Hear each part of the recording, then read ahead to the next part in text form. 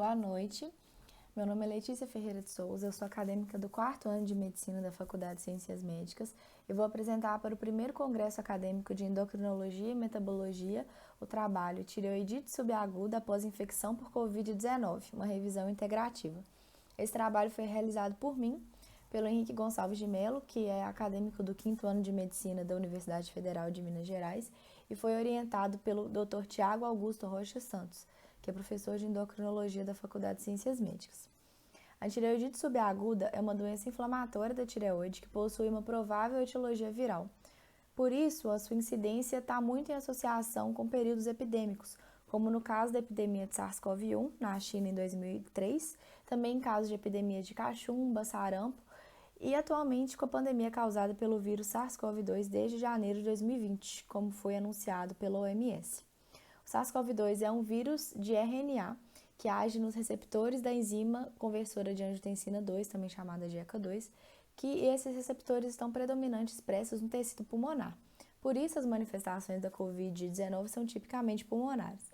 No entanto, esses receptores também estão expressos em outros tecidos, como nos casos das células foliculares da tireoide.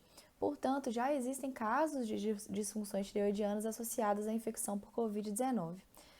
Portanto, o objetivo dessa revisão é correlacionar os casos descritos de tireoidite subaguda após infecção por Covid-19, a fim de analisar as manifestações clínicas desses pacientes, bem como as manifestações laboratoriais e ultrassonográficas, e também o tempo entre as infecções do Covid-19 e da tireoidite e o desfecho do caso da tireoidite.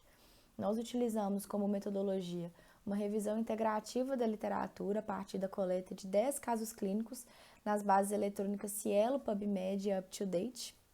Na tabela 1, nós reunimos todos esses resultados encontrados a partir da busca pelos descritores.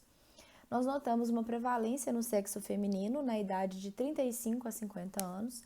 Em todos os casos, ocorreu uma manifestação clínica de dor cervical e outros sintomas associados foram palpitações, taquicardia, insônia e irritabilidade, todos esses sintomas que podem caracterizar também o início de tireotoxicose.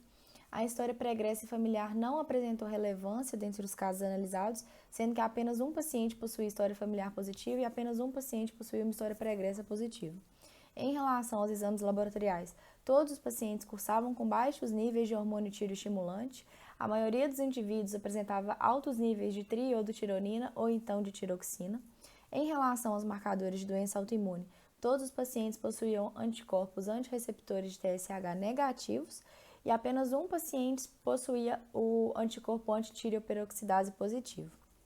A imagem ultrassonográfica característica da tireoidite subaguda destaca áreas hipoecóicas difusas, como a gente colocou aqui na imagem apontada pela seta preta. Também são observados lobos aumentados de volume, principalmente condizentes em áreas endurecidas na palpação da tireoide no exame clínico no momento da admissão do paciente. O tempo entre a infecção por Covid-19 e o aparecimento dos sintomas tireoidianos foi bem relativo, variando entre 5 a 30 dias após a resolução da Covid. Apenas um caso foi relacionado a complicações pulmonares da Covid, os demais casos a doença teve uma evolução boa, ambulatorial, com boa resolução entre 5 a 10 dias. A maioria dos casos de tireoidite foi tratado com prednisolona ou prednisona. Em 7 dos 10 casos, 70%, houve completa melhora clínica e laboratorial depois do tratamento e apenas 3 desses 10 casos evoluíram para o hipotireoidismo, que necessitou de um acompanhamento posterior e tratamento com levotiroxina.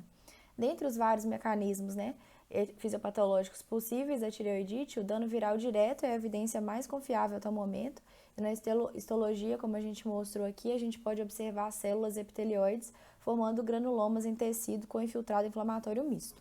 A abundância dos receptores de ECA2 na tireoide explica a tireoidite associada ao SARS-CoV, tendo em vista que a interação do vírus com o receptor é necessária para a entrada do SARS-CoV na tireoide. Então, por isso, a gente pode concluir que é de extrema importância uma avaliação minuciosa da tireoidite subaguda em pacientes com histórico de infecção por Covid, que apresenta, que procura serviço hospitalar com queixa de dor cervical e aumento clínico na região tireoide. A gente ressalta novamente a prevalência no sexo feminino. E é importante pontuar também que a gente precisa de estudos mais colaborativos na elucidação dos casos clínicos, para que seja formulada uma proposta terapêutica mais favorável ao desfecho final dos quadros. Muito obrigada.